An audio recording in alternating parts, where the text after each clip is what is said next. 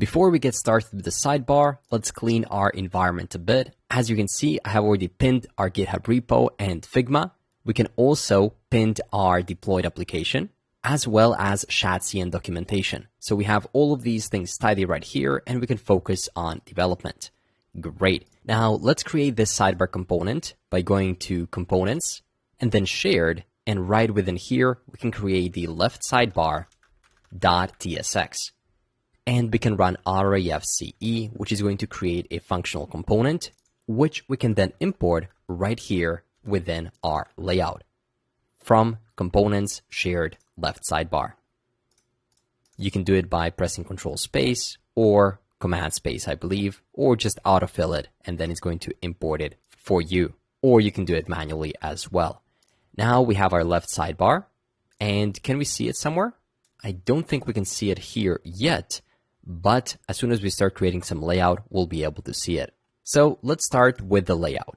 We're going to turn this into a section, and this section is going to have a class name equal to background-light 900 underscore dark 200. It's going to have a light border. It's going to be sticky, meaning it's going to not scroll. It's going to be positioned at left 0 as well as top 0 as well. It's going to be a flex container with a full height, so height screen. It's going to be flex column, so the elements appear one on top of another. It's going to be justify between, so the elements appear in the middle. It's going to have overflow, Y auto, border right, so border -R, padding of 6 to provide some spacing, padding top of 36, shadow -light -300, but on dark devices, shadow -none. On max small, so meaning media query with a min width of 640, it's going to be hidden because we don't have enough space to show it. And then on large devices, the width of the sidebar is going to be 266 pixels. Now, if we save this, we can start seeing the sidebar appear. And if we collapse this further, we are not going to see it, unfortunately. So let's keep it expanded for now, and we can lower the width of the editor. Okay, we really don't have a lot of space to work with, but we need to be able to see our navbar. Now here, we're going to also add a custom scroll bar. So this is going to be so we don't just manually scroll with this ugly scroll bar that we have on the left. We're going to have a custom one. And within this, we're going to follow a really similar structure that we followed for our mobile navigation bar. Remember, if we inspect and click here, we have something that is exactly what we want to have in the final version. This sidebar right here is exactly what we created on the mobile nav bar. So let's do just that. Let's move over to our layout, to our nav bar, and then to our mobile nav. And essentially, almost everything is going to be the same, but it's not going to be within a sheet. So what we can do is we can copy this component right here, this section that's going to map over the sidebar links. Essentially everything that is within the nav content. We can go back to the left sidebar, and we can paste it right here within the section. Of course, we'll have to modify a couple of things, but that's fully okay. First, let's turn this section into a div. Let's give it a class name of flex. We can remove the other ones and give it a flex1 so it expands. Give it a flex-call so elements appear in a column and a gap of 6 between elements. We also have to import the sidebar links from constants, and we'll also have to get the path name. Remember, the path name is being imported from, so import use path name coming from next navigation, and we can say here const path name is equal to use path name. So now we have that as well, but we won't have to wrap anything in a sheet close. So you can remove this sheet close and just have the link right here. We can also import the image coming from next/image.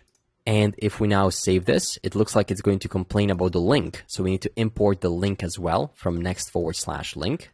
And of course, we have to define the sidebar as a client component since we're using a hook. So right here, we can say use client.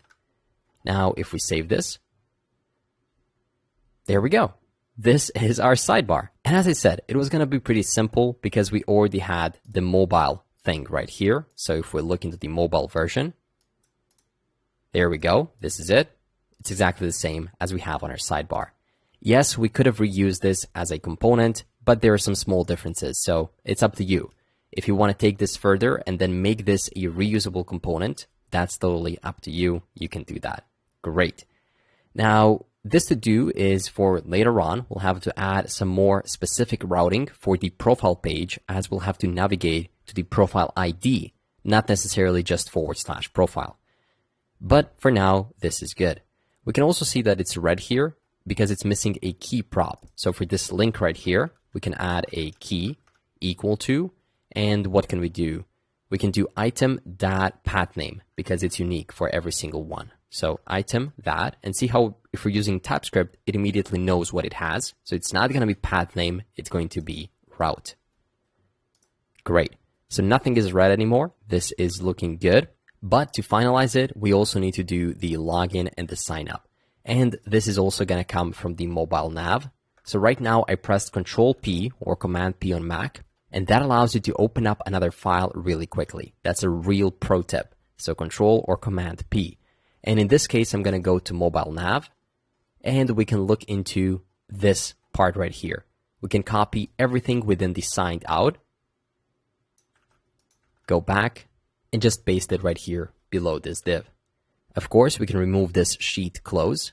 It's no longer necessary. We can import the button from ShadCN. We can remove this another sheet close at the top, and we can import signed out from clerk Next.js. Now, if we save this and go back, you can see that this is looking perfect. Does it look exactly the same like on the finished site? It does. So this is good.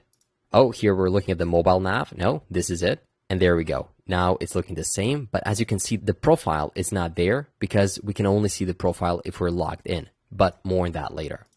So this is it when it comes to the sidebar. It's looking great. And as you saw, it was quite simple to do. Now, another interesting thing about the sidebar is I believe now we'll be able to collapse it. So check this out. If we collapse it, it's going to hide completely. And if we check the finished version, it's the same thing, but here we have another level of collapse where we can only see the icon. And this is really useful because you technically still have enough space to show something, but just not show the entire thing. That allows us to have more space right here for the main content. So how can we achieve that? So to achieve that, there's only one thing we have to do. Can you notice what it is? It's hide the text, right? On specific viewport. So right here, we have the text. We have the is active and so on.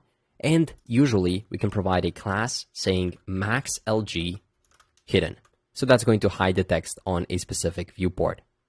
And also there's some spacing here. So now we can expand this and we can deal with that spacing. And the reason why this is expanded, because if you look at the finished site, even for the sign in and the sign up, we only have icons on this smaller view. And here it still says login and sign up. So let's go below, and here above login, we can add an image. This image is going to have a source equal to /assets /icons /account.svg. We're going to also have the alt of login. We're going to have a width of 20, a height of 20, and a class name equal to invert-colors, and most importantly, on large devices, it's going to be hidden. So we only want to show the image on small devices, and vice versa, on max LG, we want to hide the text, so set it to hidden. And now we can duplicate this entire thing, replace the sign up as well, change the text back to sign up. In this case, we don't need the primary text gradient, and the image is going to show sign up. And the alt can say sign up as well. If we save this, you can see how now we have those icons. It's looking great. And what I was telling you about the dark mode still works. So everything works flawlessly right here. We have this, some kind of a tablet mode or vertical mode, And as we expand, we now have more space so we can show everything. And of course, we have the mobile mode right here. So these are some small attention to detail things and quality of life things, but they do matter, right? If somebody's looking at this in their vertical tablet mode, it's so cool to still have a sidebar, not having to go to mobile, but having enough space to see the content. And of course, this is even more important once the right sidebar comes into play. Check this out. So we have it right here as well, and that's going to be the next thing we're going to focus on. So let's collapse this up to the point where we can actually see the sidebar. There we go. And let's go back to our layout. And here we have the right sidebar. So let's focus on implementing that next.